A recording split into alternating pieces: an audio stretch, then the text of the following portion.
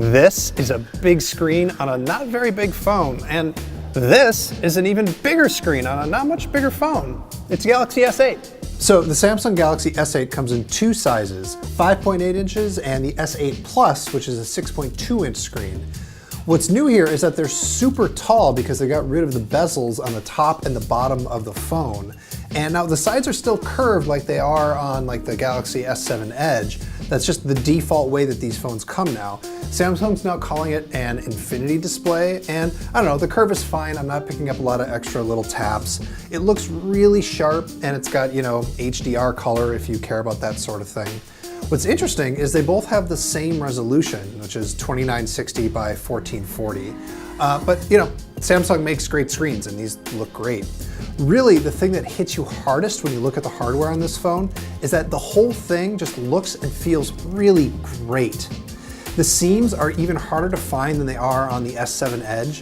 The glass just sort of melts into the sides and they don't have a camera bump on the back. This, honestly, it feels like some of the best phone hardware I've ever used. It's way better than, say, the iPhone 7. So getting rid of those bezels on the top and the bottom means they had to make some changes. So you'll notice there's no home button here on the front.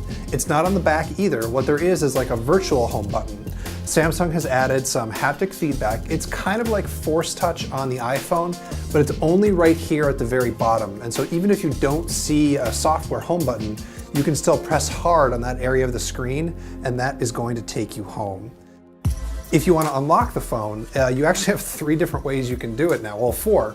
You can do your password or your pattern as usual, but there's a fingerprint sensor on the back. It is located right next to the camera, which is a little bit hard to reach and not great if you're left-handed. And it also means you're probably going to end up putting your finger on the camera sometimes, which could cause some smudges, so make sure you wipe it off before you take a picture. There's also iris scanning, which we saw on the Note 7 RIP, which is very secure. And then there's now face scanning.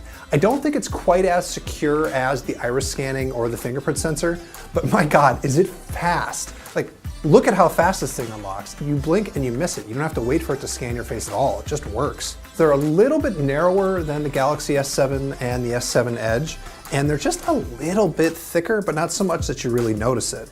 What it means is that they can fit in a 3000 milliamp battery on the S8 and a 3500 one on the S8 Plus.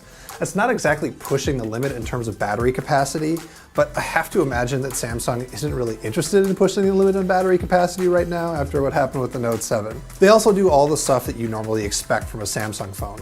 It's got IP68 waterproofing, there's 4 gigs of RAM, there's 64 gigs of onboard storage, and yes, there's expandable storage here, and yes, there is a standard 3.5mm headphone jack.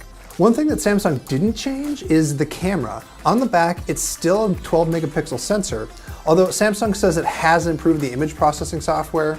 We really like these cameras on the F7. I imagine they're gonna be just as good, probably a little bit better here on the S8. One thing that is new is the front-facing camera. It's now 8 megapixels and it has autofocus, which is pretty cool. When you're in the camera, you're gonna start to see one of the big things that's new in the S8. It's called Bixby and it's Samsung's intelligent agent.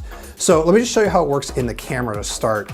When you've got the camera app open, you can hit this button and then it'll go into Bixby mode and it's going to auto-detect whatever it sees on the screen. So if I pointed at some flowers, it's going to recognize that they're flowers and show me pictures of more flowers, or maybe let me go buy some flowers. Or here I am pointing it at a watch, and although it wasn't able to figure out exactly what model of watch it was, it actually figured out it was a watch and showed me a bunch of pictures of other watches, or let me go to Amazon to buy a watch that looks like it, which is really impressive. But beyond AR stuff in the camera, what Bixby's really for is to sort of make it easier to use Samsung's own software.